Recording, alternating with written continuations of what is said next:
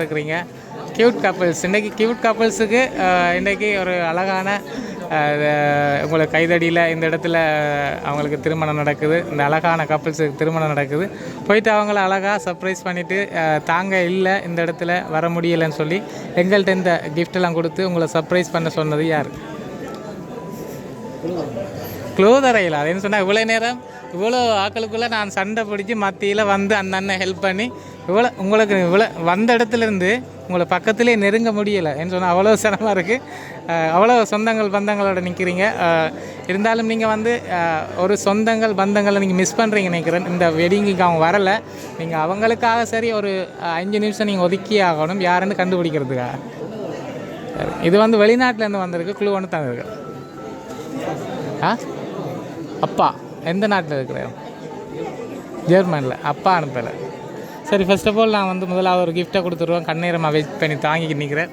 சரி, அழகான உங்களோட வீடு தேடி அழகாக ஒரு குபேரன் சிலை வந்து நிறைய கேஷோட வந்துருக்கிறார். கவனம் வச்சுக்கொள்ளுங்க, எல்லாம் ஒரிஜினல் நோட்டு. சரியா? சரி, இந்த கியூட் கப்பிள்ஸுக்கு இப்படியெல்லாம் பார்த்து பார்த்து செய்யக்கூடிய ஆக்கள் யாராக இருக்கும்? பேரை சொல்லுங்கள். யாராக இருக்கும்? மாமா கனடாவில் இருந்து என்ன மாமா? அப்பன் மாமாவா? அவரோட பேர் என்ன? வேறு அவரோட உண்மையான பேர் என்ன? ஏதோ ஒன்று சொல்கிறாங்க, எனக்கு தெரியலை. அப்படியா? சரி, அவரோட பேரை எனக்கு தெரியாது. ஆனால் இது வந்து உண்மையிலே இது கனடாவிலேருந்து தான் வந்துருக்கு. அம்மாவோட பேர், அவங்களோட மட்டாக்களோட பேர், மாமாவோட மாமியோட பேர் என்ன? அதுவும் தெரியாது. அத்தேன்னு கூப்பிட்றபடியா அதுவும் தெரியாது. சரி, அவங்களா இருக்குமன்றதை பார்க்க முதல் நாங்கள் வந்து அடுத்த இன்னும் ஒரு கிஃப்ட்டை கொடுப்போம். இந்த கிஃப்ட்டை மாப்பிள்ளை பண்ணுங்க. இதை உடைச்சி பாருங்கள் என்ன இருக்கணும். சரி, அவரை கையில் கொடுங்க. அவரை கையில் கொடுங்க, பிரச்சனை இல்லை. நீங்கள் ஓப்பன் பண்ணி பாருங்கள். ஓப்பன் பண்ணி பாருங்கள். இந்த உடைக்கிற மாதிரி தான் வச்சு கொட்டிருக்கு.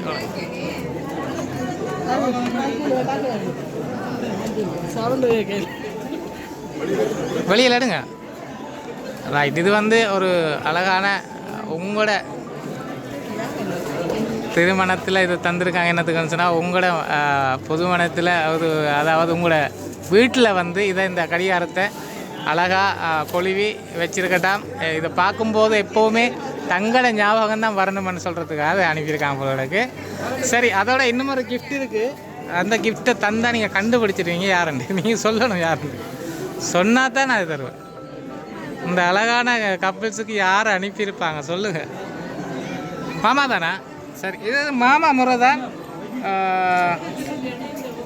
பின்னுக்கு இந்த எல்லாரும் பார்க்குறாங்க, ஆனால் சொல்ல மாட்டாங்க. ஒரு தான் சொல்லிடுறாங்க. ரைட், சரி.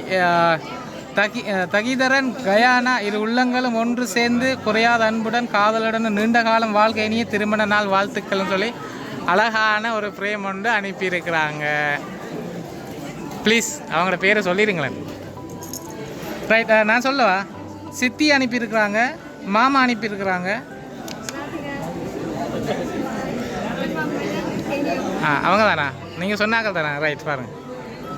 இன்றைய நாளில் வந்து இந்த வெட்டிங்கை வந்து ரொம்ப மிஸ் பண்ணுறாங்களா? இந்த கோலத்தில், இந்த அழகான கோலத்தில் உங்களையெல்லாம் பார்க்க முடியலைன்னு சரியான கவலைப்பட்டு இந்த கிஃப்ட் அனுப்பியிருக்கிறாங்க. ஸோ அதை வந்து எங்கள்கிட்ட கொடுத்து அனுப்பியிருக்காங்க.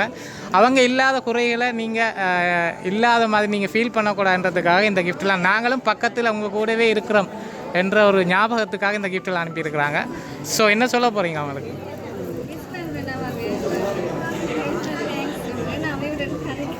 கண்டிப்பாக. சரி, இதே மாதிரி எப்போவுமே நீங்கள் உங்களோட வாழ்க்கையில், திருமண வாழ்க்கையில் மிக நீண்ட காலம் நீங்கள் ஜொலிச்சு நிறைய புள்ளக்குட்டிகளை பெற்று தங்களோட கையில் தரட்டாமன்னு சொல்லியிருக்காங்க. ஓகேயா?